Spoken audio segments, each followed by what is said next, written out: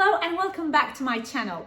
So today I'm reaching out to you from the Pilates studio where I want to discuss what it takes to become a Pilates teacher. So I'm going to be sharing with you everything you need to know on becoming a Pilates teacher. If we've never met before, my name is Anita Horry. I am second generation Pilates teacher and also teacher trainer and also a business coach for those Pilates teachers who want to make the world a better place.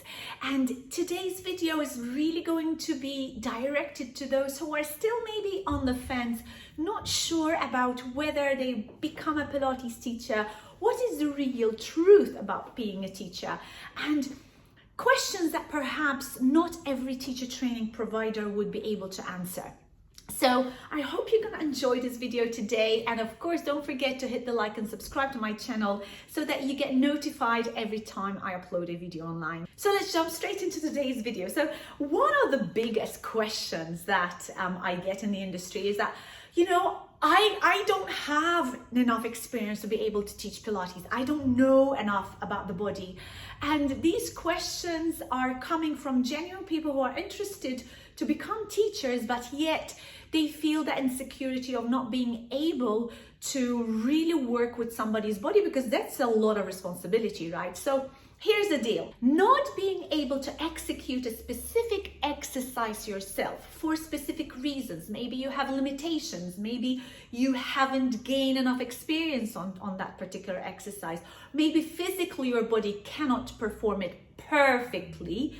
Doesn't mean that you can't actually teach it. What's really, really important is that you know the exercise inside out. You know who it's good for and with what modifications you can give to somebody else if they need modifications, and then execute the exercise, teach the exercise properly to the body in front of you. So now let's dive deeper into the reason why you want to do a certification program. Not everybody wants to become a Pilates teacher. Some people really truly want to take the certification program purely because they want to improve their own practice, and they find that diving deeper is going to help them gain more knowledge about the method and then be able to perform the exercises better and more effectively when they are in a studio or taking classes with somebody else. So that is very, very acceptable and a very valid reason to even take up a Pilates certification program. Some people want to take Pilates certification programs because they want to help their family or maybe their friends, and they want to take it on as just an extra skill to have to help them live a longer life and to help their family live a longer life. So they're taking certification programs so that they can teach, but they're not interested in necessarily making money from this. And by the way, this is absolutely a perfectly valid reason to learn how to become a Pilates teacher and use this to be able to help your family and your friends. And obviously there is the most obvious reason why people want to take a certification program, and that is because they want to take it on as a part-time job or a part-time skill, or even they want to completely change their life and the way that they're working and their skills into having a new career into teaching Pilates. And of course, this is where many people get to feel a little bit uncomfortable with taking that big step, because they'll think, whoa, I'm going to be handling people I don't know. There's going to be liability issues. You know, I have no idea on how to even move my body properly, let alone actually teach other people to do this properly. But of course, a proper certification program would be able to run through all these questions that you have, and they'll be able to help you overcome all these challenges that you are going to be facing. Now, may I also add that as you move along through time, your goals are going to change. So maybe as you first take up a Pilates certification program, you think, you know, I want to do this because I want to work out myself. I want to feel better in my own body, and I want to make sure that I'm doing the exercises properly. Then if you go to a good school and you have a good teacher, you might actually find, oh my gosh, I'm falling in love with the method. And if you are falling in love with the method, you might find, wow, I'm actually enjoying teaching others, and you're gaining practice on teaching others. And that's when you maybe find out that, hang on a minute, I can actually do this for a living. And why not do it for a living? The Pilates industry has been exploding for the past 3 decades. It has slowed down a teeny little bit when we had COVID, but that's for obvious reasons, right? When we had the pandemic, we had various closures, and yes, everybody thought, oh my God, this is the end of our career.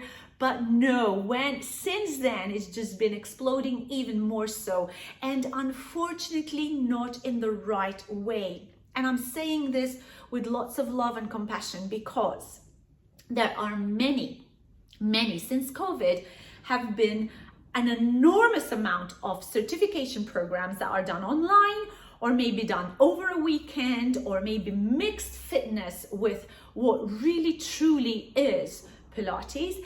And everybody's calling whatever they're teaching Pilates. Now, you know that real Pilates is done in a Pilates studio with Pilates equipment like we have in here.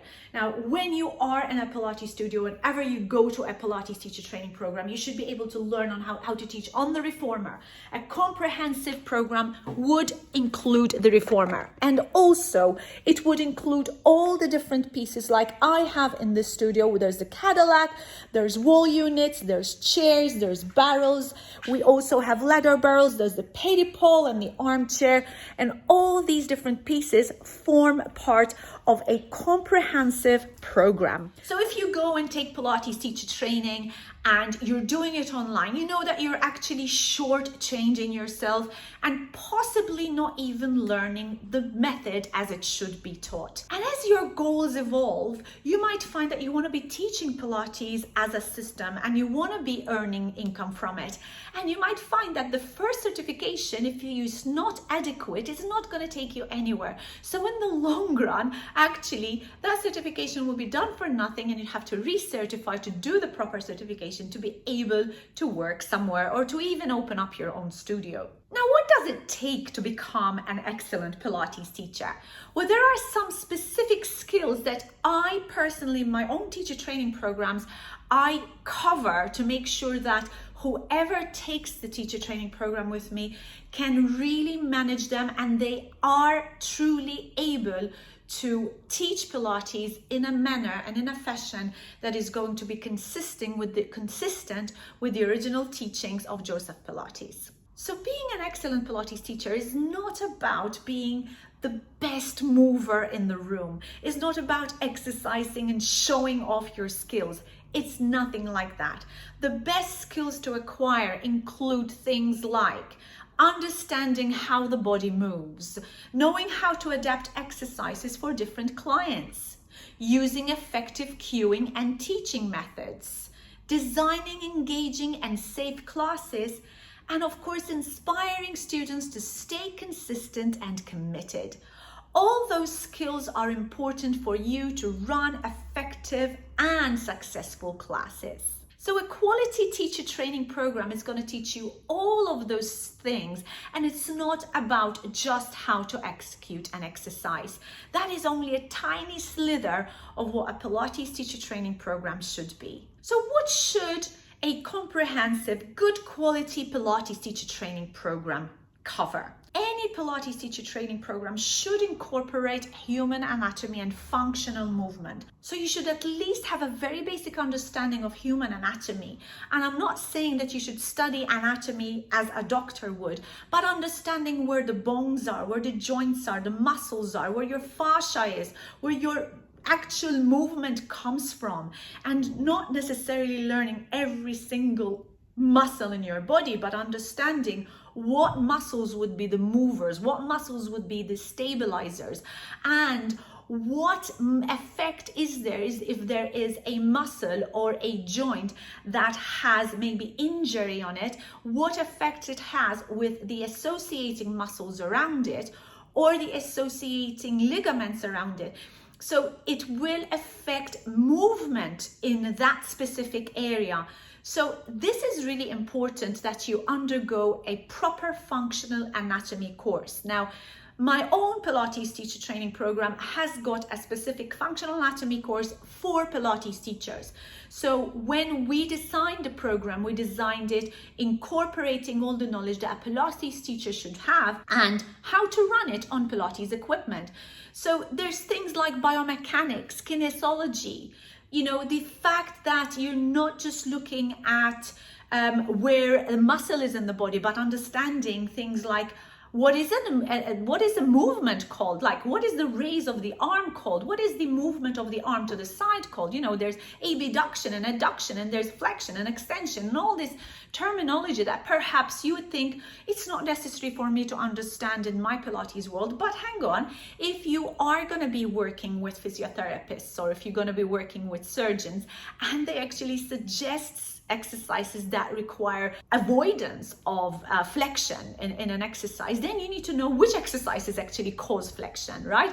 So all this information is normally done through an anatomy course, and especially through a functional anatomy course. Now, this is really, for us, it's a prerequisite, and I really recommend that wherever you go to learn how to become a Pilates teacher, you ask your provider if they provide you with functional anatomy and how much is covered, because some providers only offer a very, very small slither of what anatomy should be covered, because obviously they want to cut their costs and they don't want to focus more on anatomy, just want to focus on the execution of the exercises. So ask your questions well. The second big thing about a comprehensive teacher training program is that it should really talk about the creator of the method.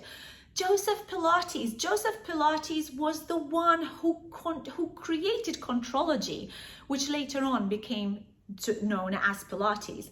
And the history of Pilates, how he created it, all through the life of him being a child, all through growing up in Germany, moving to the UK, being a prisoner of war, then coming back to Germany, and going back to the States, moving to the States, setting up his studio in New York. All this, how important is that? It's really important to understand what he was thinking, what he was feeling in trying to get the bodies around him to move, and why he created such an amazing workout regime that incorporates movement of the full body in all different planes of motion. So, in my teacher training program, we cover this as part of our teacher training. It's such an important skill. Understanding your own lineage as a teacher. Our lineage runs from Joseph to Lolita San Miguel to myself as the teacher trainer. So we are really close to the way that Joseph Pilates taught. Ask your tutors, who's your lineage? Where is your lineage? Where do we learn? Where is our connection to Joseph Pilates? Which elder are we learning from? Joseph Pilates had several elders, but there aren't many. There really aren't many. If you could count them in two hands, it's a lot. So understand your lineage. Understand how the method has been passed on from the Joseph Pilates to the master teacher, then to the person that has taught you. So it's really important so you know how close you are to really teaching the method as it was meant to be. And of course, when you're learning to become a Pilates teacher, the teacher training program should also include actual practical execution of the exercises. So it's going to teach you how to teach the exercises with variations and modifications for each exercise when necessary. My teacher training programs, the manuals include contraindications, things to avoid, things to really focus on, the objectives and the focus behind every single exercise, and how that particular exercise, say for example on the reformer, is associated and linked to another exercise, maybe on the mat or on the Cadillac or even on the ladder barrel. Now, I'll just one simple exercise that I'm going to talk about now is, for example, the exercise Swan. If you are a Pilates practitioner, you know that in the reformer repertoire, there is a Swan exercise, and it is really difficult, very, very hard to do. And it's actually classed as an advanced exercise. But as we are learning the method in the classical order, what we do is when we get to the part where we do the swan, we go and move over to the ladder barrel, because the ladder barrel executes the swan in a more effective way, and it is in what we call a closed chain, which makes it even safer for the client to be able to effectively do the exercise without any risk of injury. So my tip here to you would be to check with your tutor whether or not you have all these different variations and you are able to identify which exercise can be done in another piece of apparatus that is going to maybe modify for the client to make it a little bit better. Because you know, Rome wasn't built in a day. We haven't learned all the exercises, been able to execute them in a day. We have to take our time. Pilates is a method that takes time and practice and dedication. Patience, perseverance, and persistence is the quality that Joseph Pilates talks about. And that is what we need to aim for when we are teaching Pilates. So make sure that you have all this in your teacher training provider. So ask these questions, they're super important. And a good teacher training program would also show you what contraindications there are for certain exercises and what the teacher needs to be doing when they are teaching. So even if you have, for example, a client that has a specific contraindication and you are spotting them on the reformer or on the Cadillac, where should you stand? What modifications should you be able to give them? How could you physically support them? Now, we want to be empowering our clients, not necessarily just supporting them, but there might be a point in their Pilates life that they need support. So initially you are going to support your clients, assist them and help them execute the exercise properly.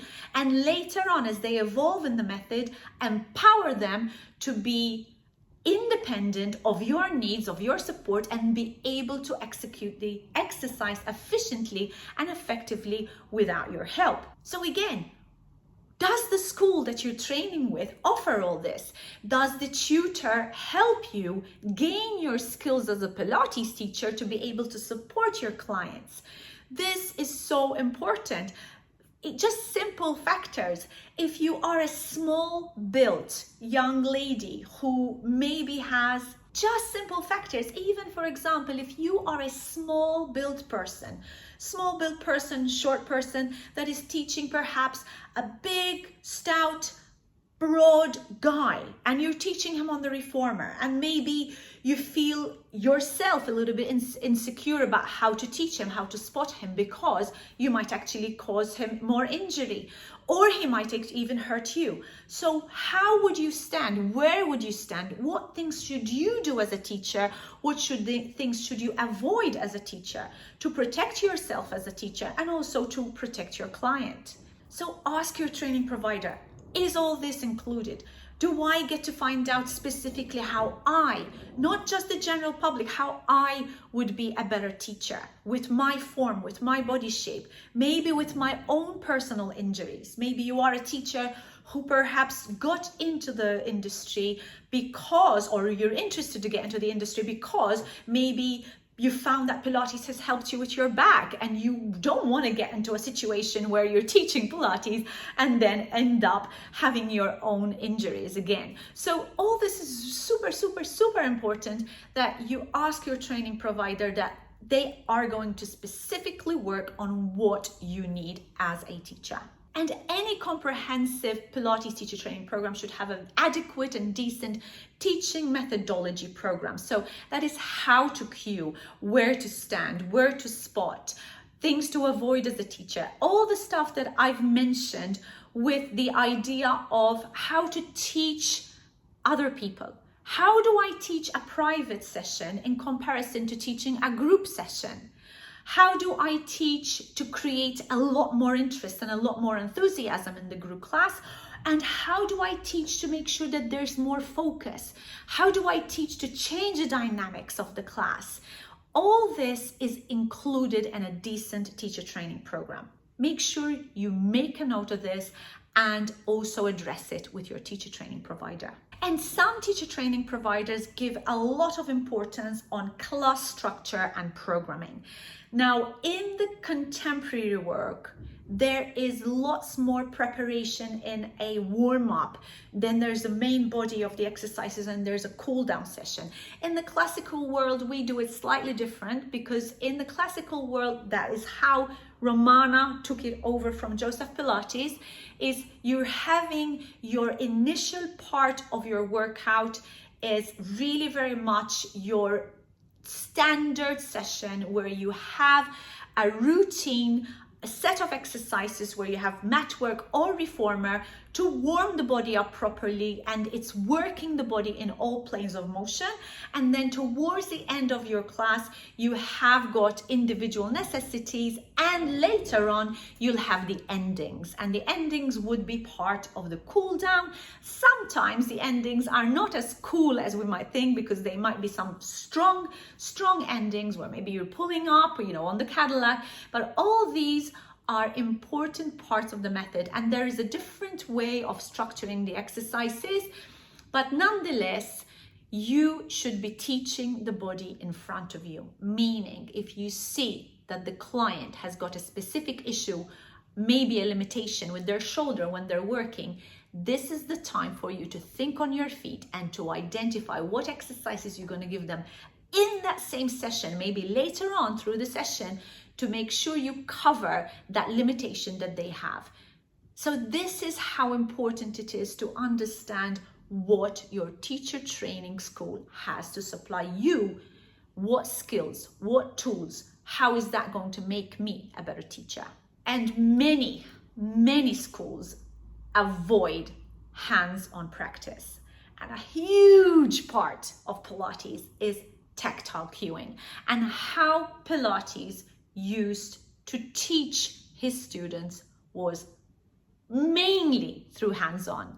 Joseph Pilates didn't have much verbal cueing because, according to my teacher Lolita, his English wasn't perfect. He would speak with a very strong German accent, and the way that he made you move was to come and touch you and move you, and you've seen his videos. I don't need to be going on about them, but the tactile cueing remains super important. So of course, you're not going to go maybe a little bit aggressive like Joe Pilates did, but definitely there is how to touch. There's a form of tactile cueing that perhaps can be seen as unacceptable in many countries, but there are tactile cues that are effective, and they are going to help your client get a little bit more out of their movement. So do you offer tactile cueing is the actual question you need to be asking to your teacher training provider in this case. Now, all my teacher training programs offer all these skills because I feel this is such an important part of becoming a Pilates teacher, and this is truly going to change the game for you. It really is going to make you a better teacher than all the other teachers in your area. You need to ask these questions to your teacher training provider. If you want a full waiting list for your sessions, you make sure that all these skills are included in the teacher training program. Now, do you need prior experience of Pilates before becoming a Pilates teacher? Well, coming to the method from absolute zero, so never ever having practiced Pilates before, to then teaching Pilates in a period of time is obviously much harder. Now, there's no hard or fast rule to say that no, you shouldn't. You should have had at least a year or 2 years experience before deciding to become a Pilates teacher. No, because this really depends on you, your learning style, how fast you learn, and whether or not you have practiced other movement modalities. Maybe you are already a yoga teacher, or maybe you have done gymnastics in your life, or maybe you have practice some kind of other movement. You know, my students come from different backgrounds. I've got bankers, lawyers, accountants, university professors, yoga teachers, mat Pilates teachers coming to my program. So there's such a huge variety, and all of these people progress effectively and efficiently, and I all become Pilates teachers. Obviously, some people are going to require a little bit more time to adapt to the method and to be able to translate what they've learned to other people. But the fact of the matter is that you obviously need to know what Pilates is about. You need to, at least before you take your teacher training program, you need to at least have practiced on Pilates equipment, taken some sessions, and we always recommend you at least have had 20 sessions to be able to identify whether you like it as a method and whether you like the movement, because this is a commitment. This is a commitment to change your life. So essentially, if you want to dive deeper into this, you need to have at least a little slither of understanding what the method is really about. So what type of Pilates teacher trainings are out there? Okay, never mind all these fitness exercises on the reformer or megaformer, whatever else is coming out of the method. The real Pilates, true classical comprehensive Pilates, is taught either on the mat following Joe's order in his Return to Life book, okay? And essentially doing all those exercises with some maybe pre-Pilates exercises to build the body to be able to execute the exercises effectively. So there's the mat. Then there's the fully comprehensive. So the fully comprehensive includes working on all the pieces of Pilates equipment that Joseph Pilates has created. Now, the main pieces are normally the reformer, the Cadillac, the chairs, the barrels. They are the ones, and the magic circle. They are the ones that most Pilates studios tend to have. Now, some teacher training programs actually teach these in blocks where they teach mat first, then they teach reformer, then they teach chair, Cadillac, from beginner to advanced. Classical schools tend to do it a little bit different. In classical comprehensive programs, what we do is we introduce the student to all the different pieces at the same time, whether that's for a beginner client, that's for an intermediate client, or an advanced client. Now remember that there is not really a level of beginner, intermediate, or advanced, because when we really look at how Joseph Pilates taught the method as one system, and then it was only through the elders, the Pilates elders like Romana, like Lolita, and Ron Fletcher, and Jay Grimes, and all first generation teachers that have then associated specific exercises with a beginner level and then with an intermediate level to build it up to then the advanced level that Joseph Pilates was teaching. In the classical order, what we do is we will introduce the student to mat exercises that would then complement the reformer exercises, and also then introduce the student to the beginner level exercises on the Cadillac and the chair and the barrels. So they would have a system of exercises that run on all these different pieces for beginner level. So they're working and studying on the different pieces. Then they move on, once they've passed their exam, to the level 2, which means that they're going to be working on harder exercises, more exercises that are going to require a little bit more strength, a little bit more stamina, a little bit more coordination and balance and focus. So there is going to start working on higher level exercises, and then moving on to obviously the advanced exercises.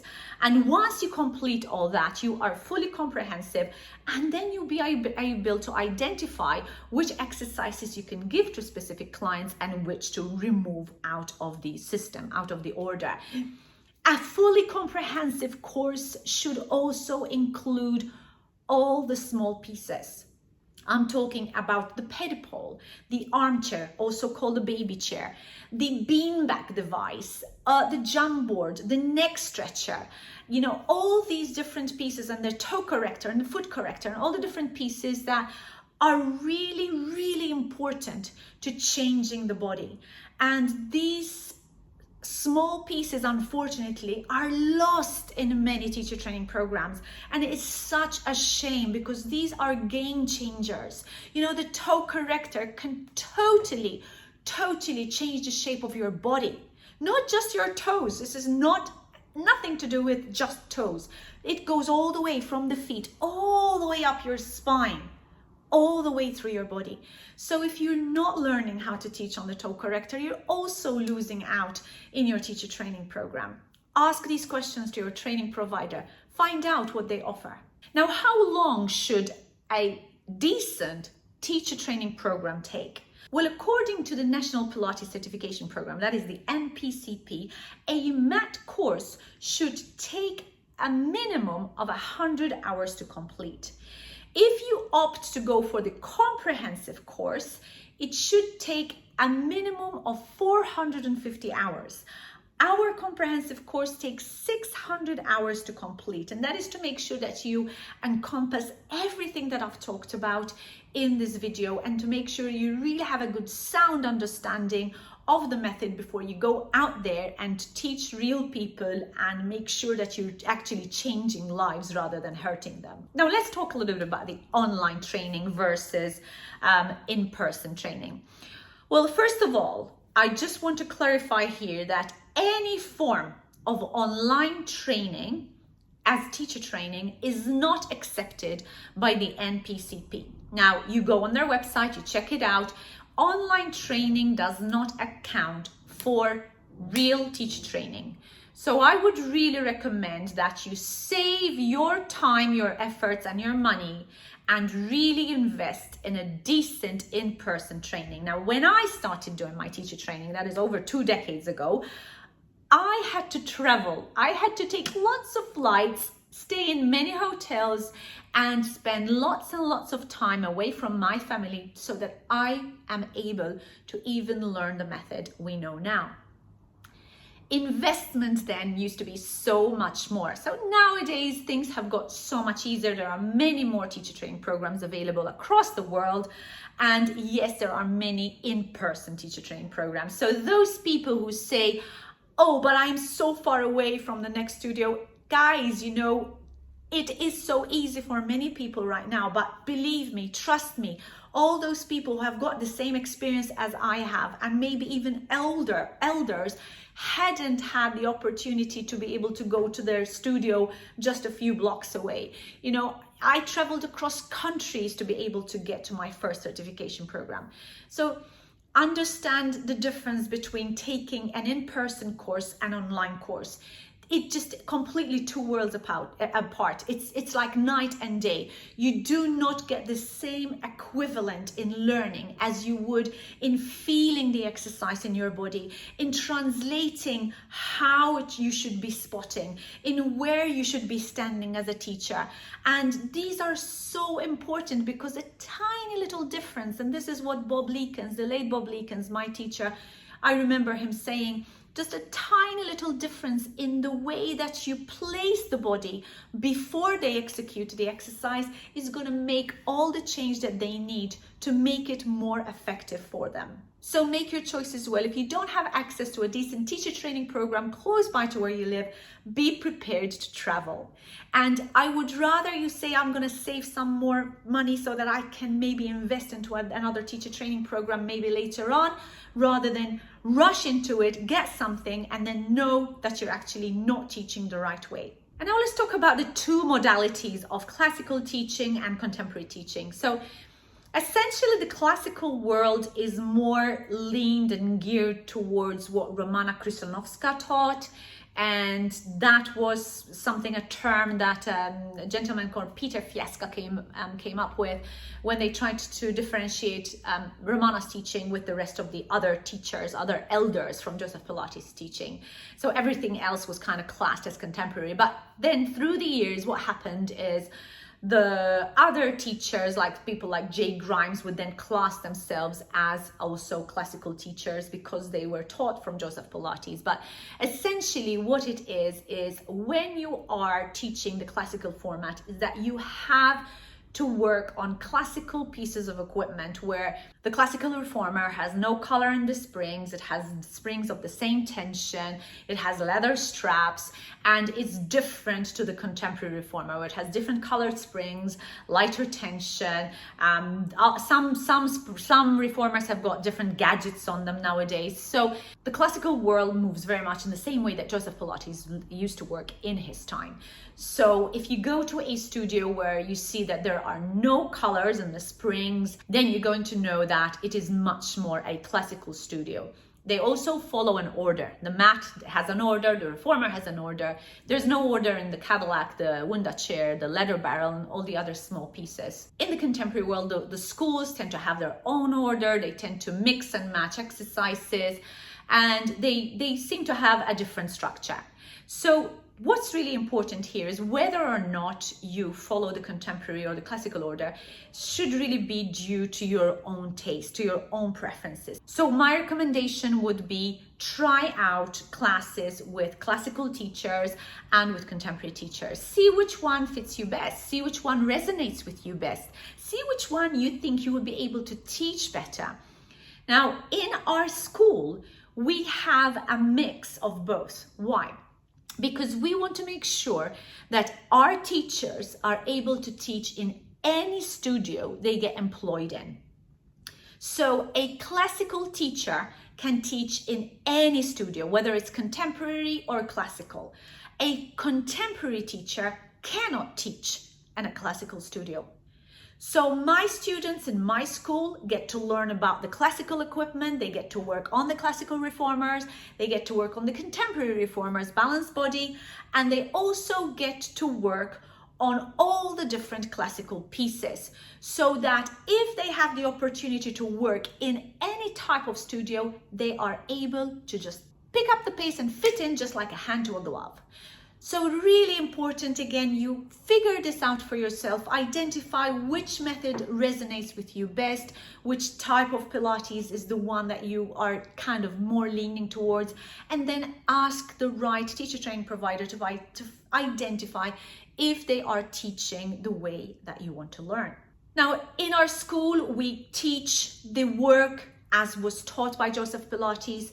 We incorporate modern biomechanical advances, scientific advances into our work as taught to us by the late Bob Leekens. Bob Leekens was our teacher who worked with Romana Krysonovska for about over 2 decades. And he also wrote the original Romana books. So as classical as that, I don't know what can't be. And also he helped me write our own teacher training books. So our books are very sound, they're very stable, they're giving you the biggest and the safest base of study and the foundation that you need to be able to build a successful Pilates career.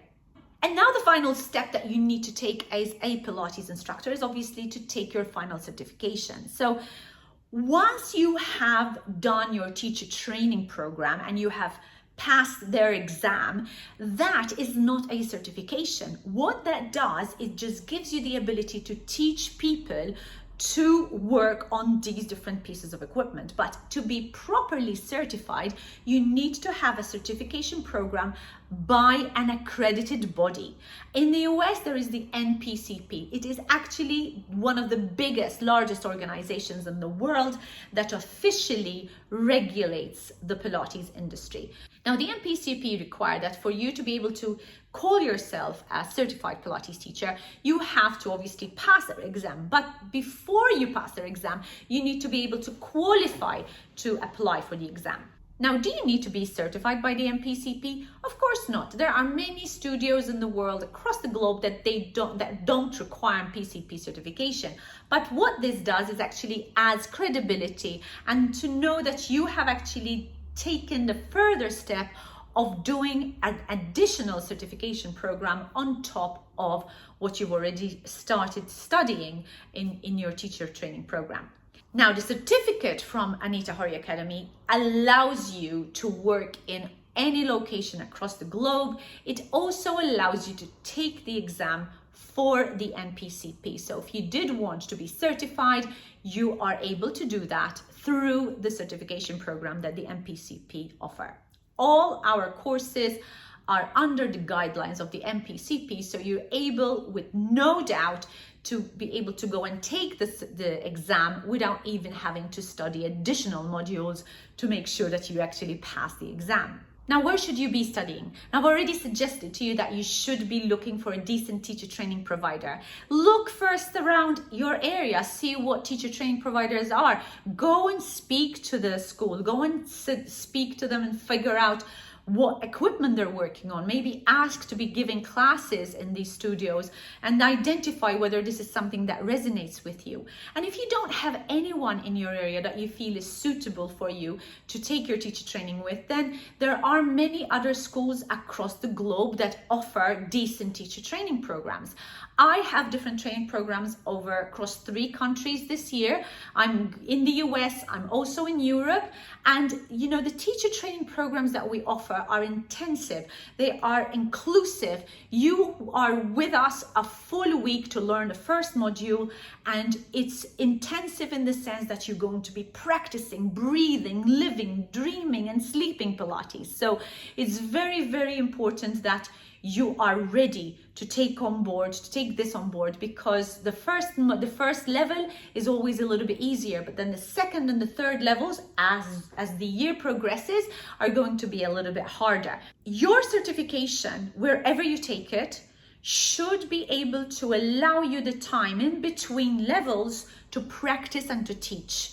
This is super important. You need to practice teaching, taking classes, and practice the method in your own body. So your teacher training provider should be able to guide you at least to identify how you can continue your practice. It's not about coming for the tutorials. That doesn't end there. Give yourself the time in between the levels, if you have such a thing in your teacher training program, and practice and gain practice and record what you're doing, because that's going to help you learn a lot more. Remember that the learning truly comes from working with different people. At our school, we have different locations, and our students collaborate with each other to even train together, whether that's online or whether they travel to see each other and train together. And that's also building a sense of community, also opening up new opportunities for work in the future for you. So I hope these tips have helped you identify what it takes to become a Pilates teacher, and also whether the teacher training program that you're looking at is actually suitable for what you need. I hope it's helped you identify which questions to ask to any future teacher training provider you have. And I hope it's also introduced you to our teacher training programs running across the US and Europe at this stage, and who knows, to a studio very close by to you very soon. And if you're interested in learning a little bit more about our teacher training programs, click the link below. There's a little bit more information about our teacher training programs. And if you want to learn a little bit more about how we could work together, I'd be happy to have a personal private conversation with you to identify whether our programs are suitable for your needs. There's also another link for that, so make an appointment with me. It's all free. It's just a small opportunity for you to get to learn a little bit about how I can help you. I hope you liked the video, guys. If you did like them, hit the like and subscribe, and don't forget to ring the bell so you get notified every time I upload a video online. Until my next video, goodbye for now.